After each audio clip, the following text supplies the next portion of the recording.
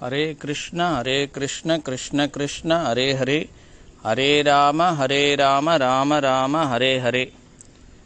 இன்னைக்கு நாம் பார்க்கக்கூடிய தலைப்பு, மனதினை தவறான யோசனைகளிலிருந்து விடுவியுங்கள் என்ற தலைப்பை எடுத்துகிட்டு பேசலாம்.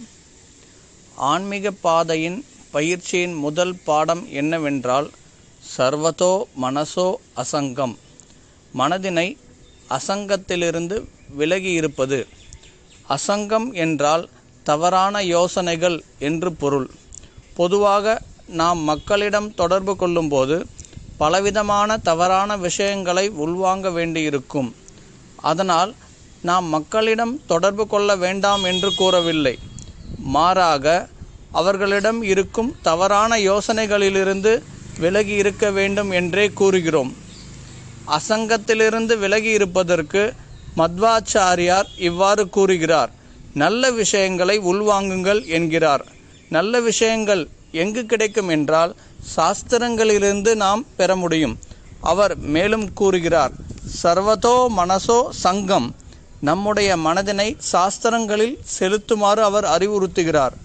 நல்ல விஷயங்களை நாம் தொடர்ந்து கேட்டுக்கொண்டே இருக்கும்போது தவறான விஷயங்கள் படிப்படியாக நம்மிடமிருந்து விலகிவிடும். வெறுமனே சாஸ்திரங்களிலிருந்து அறிவினை வளர்ப்பது மட்டுமல்லாமல் அதனை நாம் நம்முடைய வாழ்வில் நடைமுறைப்படுத்துவதற்கு முயல வேண்டும்.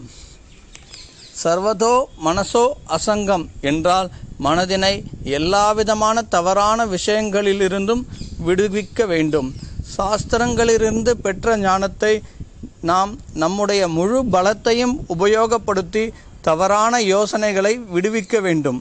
அப்படி முடியாத பட்சத்தில் தூய பக்தர்களின் சங்கத்தை நாட வேண்டும்.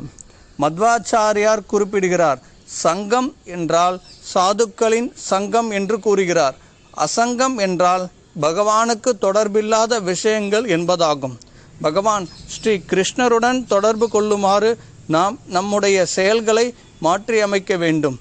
ஆன்மீக ஞானத்தின் முதல் படி இதுவே, மனதினை கட்டுப்பாட்டில் வைத்துக் கொள்வது. ஹரே கிருஷ்ணா. ஹரே கிருஷ்ணா ஹரே கிருஷ்ணா கிருஷ்ண கிருஷ்ணா ஹரே ஹரே, ஹரே ராம ராம ராம ஹரே ஹரே. ஹரே கிருஷ்ணா